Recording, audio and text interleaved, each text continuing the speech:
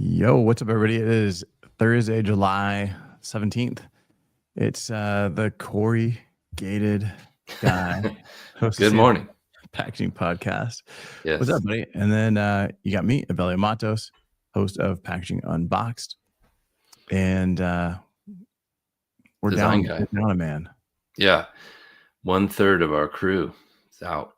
Yeah, Adam's out. He's on assignment somewhere. Doing More on research that for later. us, I assume.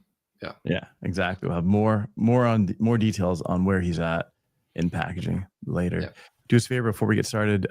If you're watching this on YouTube, if you're watching this on LinkedIn, go ahead and throw a comment in here. If you're on LinkedIn, you've been on here for a while, you've watched the show, do us a favor and tag somebody that should be watching. Who do you know? Yeah.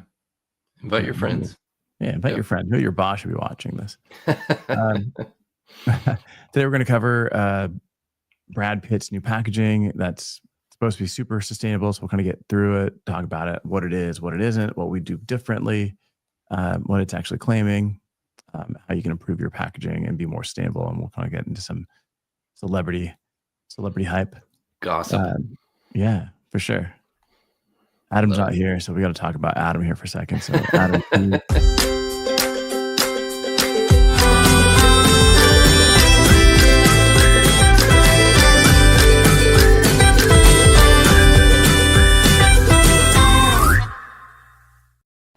and that's how his skin looks so amazing. That's how his weenus was looped. Yeah. Yes.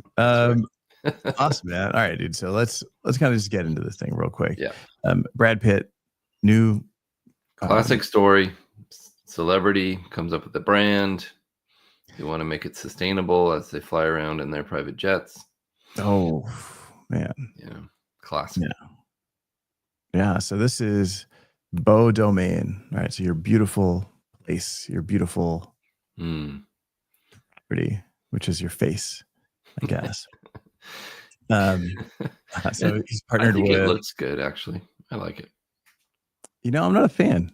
Yeah. I think it's too boring. I think that logo is a little bit too small. I think that white and the gold. There's a gold foil stamping, on the bottom here. There's a gold foil, and then on the lid, on the wooden lid, there's a gold metal piece that's kind of embedded in the wood. It doesn't match the gold on the front. I don't know. Kind of all over the place. Huh? It's kind of boring. It's pretty boring to me.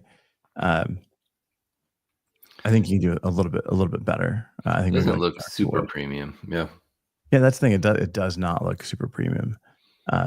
So this is a partnership between Brad Pitt and another company. It's owned by the Perrin family. The Perrin family, they've got vineyards, they've got like olive oil plantations, olive trees. Wow. And Italy, I assume. Yeah. France. And then they partnered to launch this product, right? So he's using a lot of like the recycled, the waste from the grapes. A lot of brands do that. I remember I worked with like Kendall Jackson on some skincare that they did. All the grapes that were left over, they would press out the peels, and there's something in there that's supposed to make you feel look better and all that good stuff. So looking at just material wise, I like that idea at least. Yeah, there's some like recycled stuff happening that would otherwise be waste, but it is organic material, so it could just be composted. Yeah, right. Yeah, I mean they can just till that back into the soil. So you can market it as waste, but it's really not waste. You're actually removing nutrients from the soil because this is stuff that won't get put back into the soil. Right. So you could argue that it's doing more damage than good. Mm-hmm. But looking at this, all right. So you've got these bottles. They're a matte white glass. They claim that this is using recycled glass. Mm-hmm. And then you've got a wooden lid that's oak, which we talked about before the show started. And I thought all glass was recycled. I just thought we were on this perpetual loop using recycled cullet but you said that's not always the case. Sometimes it's totally virgin material for glass. Yeah, I think you can. I don't believe glass production has ended. Yeah. So they're not like, we're not making new glass. Like, Right. if you're, is it OI or, Right. any of these companies that, you can make new glass. I haven't spent a lot of time in learning about glass. It's not something so I'd love to learn more. If you're from Owens, Illinois, or one of these glass manufacturers, let me know. I'd love to have you on my podcast and we'll talk about it. Yeah, same. I would say the same. I'm not super familiar with the glass production, and like the requirements there. All right, so you've got matte white glass, cool. Yeah. And then you've got this wooden lid, and this is a big part of what they're touting as like sustainable. Mhm. The glass has been lightweighted, but then it's got this oak lid that is supposed to be the most sustainable aspect of this packaging. Is it real wood, you think? Yeah, they say it's real wood. It is oak. Kind of a surprise. I wonder if it's treated so it doesn't, because if the moisture content goes away, it can crack. Yeah, you got Raphael saying they believe that fake materials engage the audience. Yeah, but this being real wood, you can't use real wood as a lid to Right. actually cover the product. So I would assume, and I looked online, I couldn't see any open views of this, but I would assume that there is inside of here some Plastic. kind of plastic lid. Right? You're going to have a gasket somehow anyway, Which makes it totally waste, absolutely waste now, right? Yeah. correct. Well, you also have this metal. Yeah. Now component you've on the- mixed three materials. Yeah. Yeah. It's never going to get recycled or composted, or you wouldn't want it to be, right? Well, that's just it. You can't recycle this anyway. It's wood. Right. Where do you put wood? What bin does that go in? Yeah. Yard debris for us in Oregon, but not everybody has yard debris. Yeah, and looking at Chris's comment here, cool packaging, but it's not obvious what the product is. Could be clear. I agree. Labeling, easier to spot. Yeah, with icon illustration. I still don't know what it is, and we've been talking about it for 10 minutes. Yeah, it's skincare. lotion or something. Okay. Yeah, it's skincare. So you got one that's a cleansing emulsion, and then one is a serum, and then the other is a cream. So you're gonna wash your face, you're gonna put the serum on, and then you're gonna put a cream on before you go to bed or something. Mm-hmm. So to answer your question, Chris, wood is not recyclable. There's no bin, right? Because I was asking, is it recyclable? If it was purely wood, it could be put into a compost bin or a yard debris bin if it was actually wood, but this is not. It is wood. Partially. The lid is wood, but then you've got a metal Right. component that's embedded, and then you've got whatever the plastic gasket is inside. Exactly. Which is So you've got those cool. things. Yeah. But from a design standpoint, I'm not loving this. Yeah. It's really, I don't know, it's really boring for me. Yeah. I would say the other thing too on this is like, these are small, right? If they're smaller than your fist, it's not going to recycle. You take the glass bottle out of there. These are all pretty tiny. Yeah. It won't make it through the recycling process. It won't make it through the separation process to get to the recycling process. So that's a challenge too. And I think brands kind of, as many sustainable materials that they choose,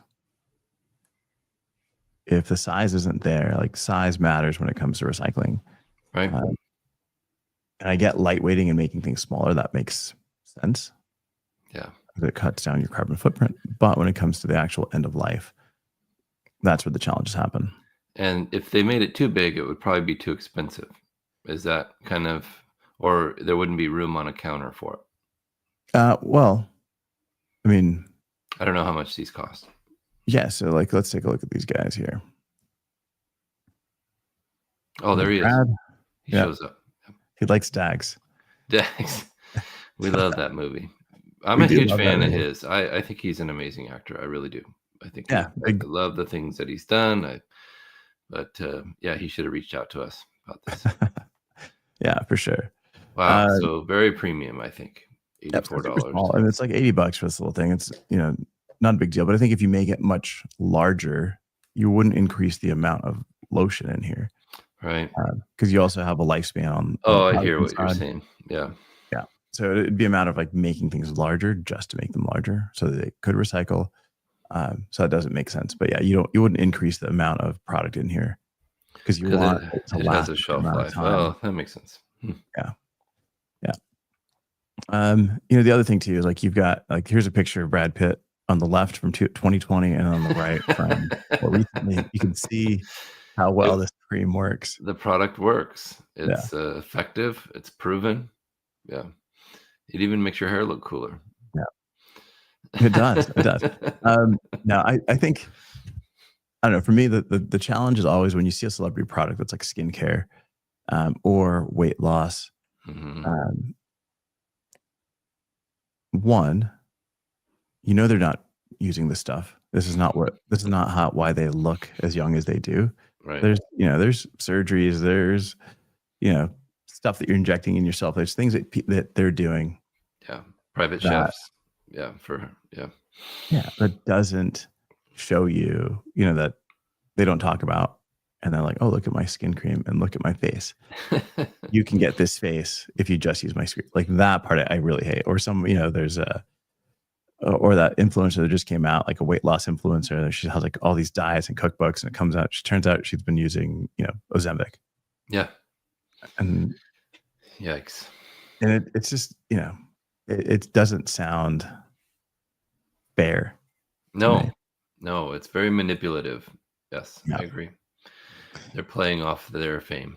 Yeah. Hey, What's up, Brandon. Brandon? How's it going? So that packaging I'm not a big fan of. Big fan of Brad Pitt, but I think that you can do a much better think- system. The audience may be interested in your advice for the like. What would you change to make it more interesting? Make you mentioned making the logo larger. What would so if I was doing this, what would I do? I'm interested to know. So looking at this, the white to me seems pretty boring, and I think like this typeface and treatment that's happening on the front of this doesn't necessarily lean in to this matte white, Mhm. and it might just be me. Like I'm looking at the colors. So if I wouldn't change the logo and change typeface or anything like that, I'm just using the same thing. I'd probably make that bow domain larger. Yeah. The color I would probably move away from black to like a deep brown. And then I would make this To match lid, I the would lid, stain yeah. this to be darker because like this light wood looks like a kitchen, Mhm. and I would also then make this lid the full width of the I bottle. agree. I don't like how it steps in. Yeah. That it makes it feel weak and flimsy. And then this one here is like at a different scale than that one. This one's flush, this one's a little bit smaller, and then this one's way smaller. Yeah. It doesn't feel as strong. Mhm.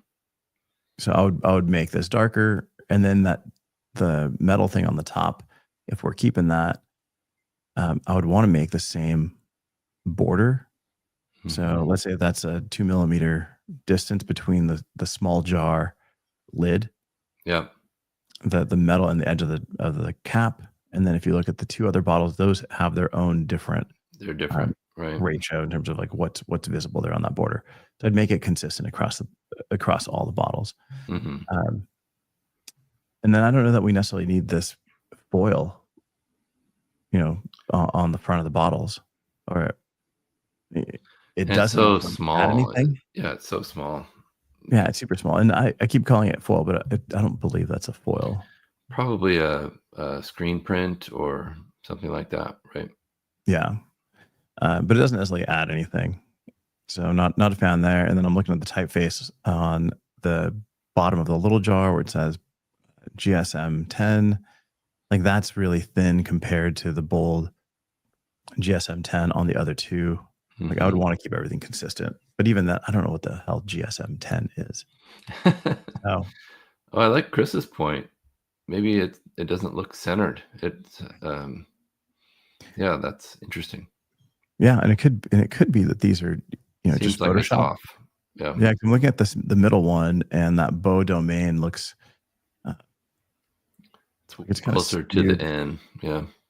Yeah, it's kind of skewed. It could also be like the way the jar is rotated.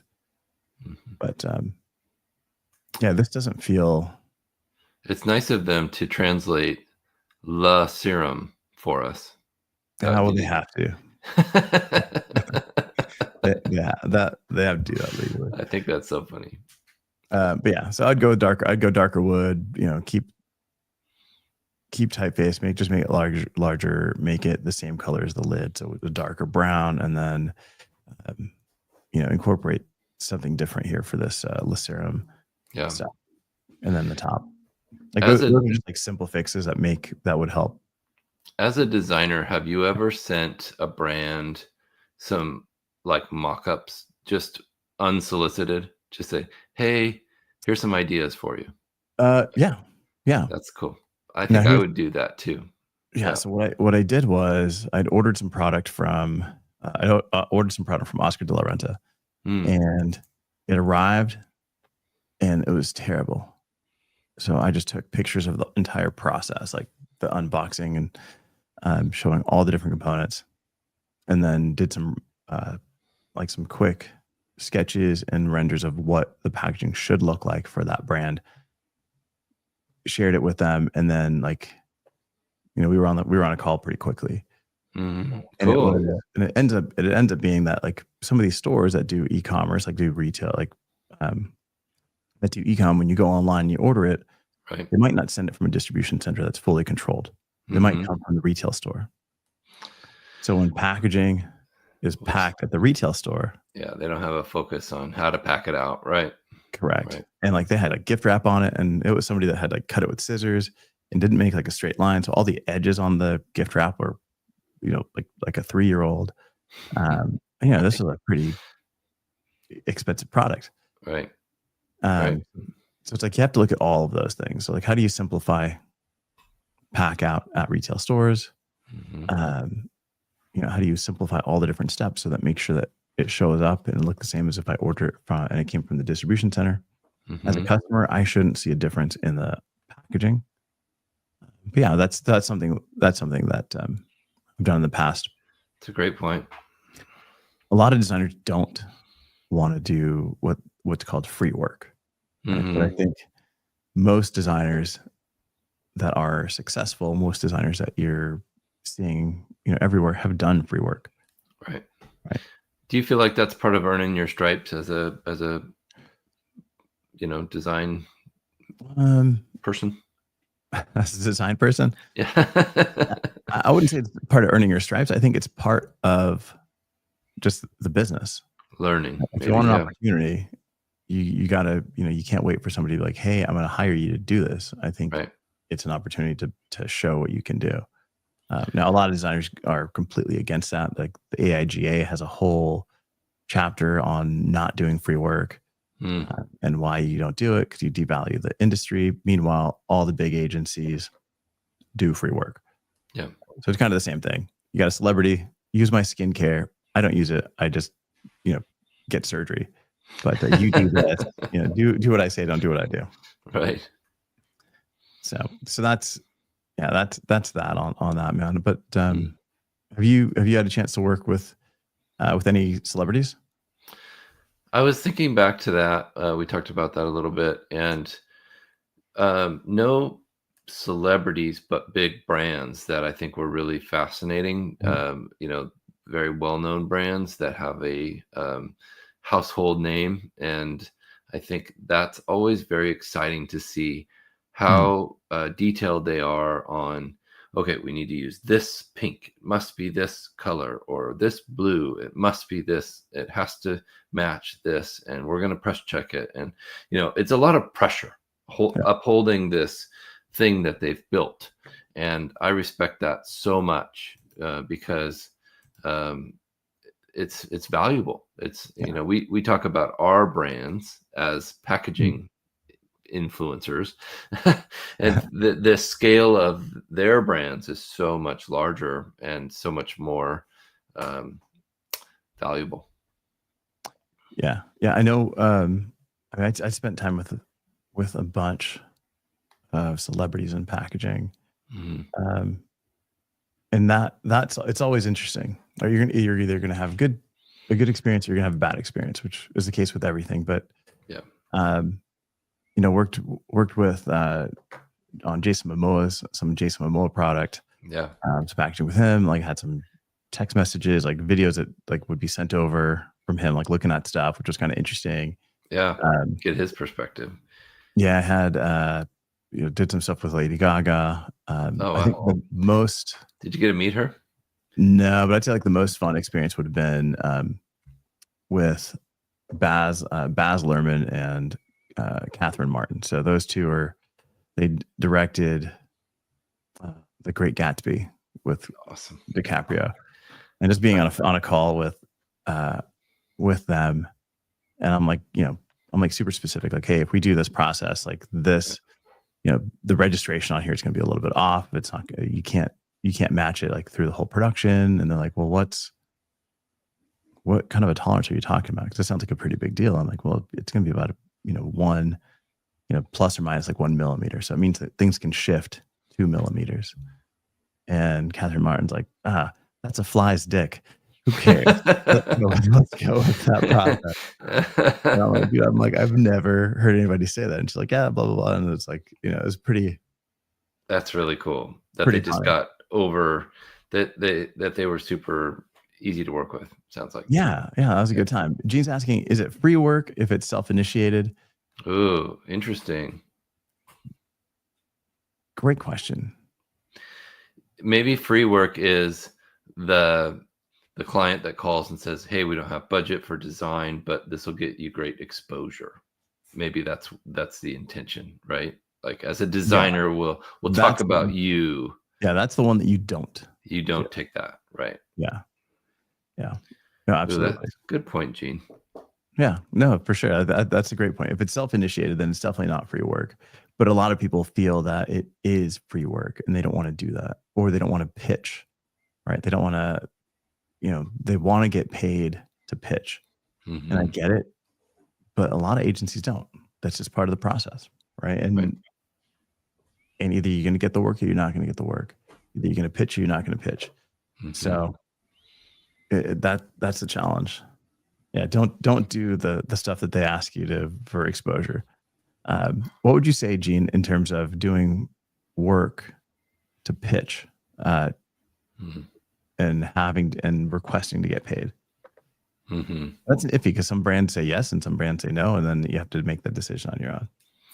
Well, and as a packaging company, Atlantic Packaging, we do a lot of design work, structural mostly.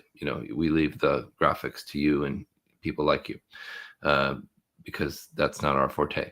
But oftentimes, companies can take advantage of that, and you have to get to a point where you say, "Hey, listen, this needs to turn into business. We have lights to turn on. We have families to feed. This we need to there needs to be an exchange for this at some point. It needs to be a partnership. That's two ways." Yeah, it's pretty similar with like IDP Direct. Like we do, we'll do structure, we'll do visual, and it kind of depends on the level of the brand, right? A startup, we're not going to do, we're not going to provide that same level of support as like an established brand. Right. Established brands are going to be a little bit more serious in terms of, will this turn into an order? Especially when you've worked with them before, right? That's when it becomes obvious. Like, okay. Yeah, but even if you haven't, right? If there's a big opportunity there, then that's something you're going to lean into. Sure. But if it's like a startup, as fun as they are with startups, there's so many decisions that have to be made before they actually pull the trigger. Yeah. That the amount of time that you spend on that particular project versus the outcome in terms of the potential of an order or something like that, it's pretty low. And even if an order does get placed, you're talking about the difference between 10,000 units or a big brand doing 800,000 units, right? It's the same amount of work. So you kind of have to lean into one or the other. Great point. Mhm. Yep. Gene coming back saying not really go for biz. If I do pitch work and sharing ideas and mood boards and stuff like that. Yeah. So it's like, and I think like that pitch isn't showing like the full work. It's just, here's kind of where this could go, or here's kind of my process and how I think we can take this. But it's, you kind of have to, it's the bait, before you set the hook. I like that. Yeah. I mean, that's really what it is. You're not going to be like, hey, here's the whole thing. Right. Yeah. No, we won't send you our design files yet. Right. Yeah. I don't know, but pretty cool stuff, man. I think, working with celebrities can be really fun. It can also be kind of a drag because they're used to not being told no. So that's kind of a challenge.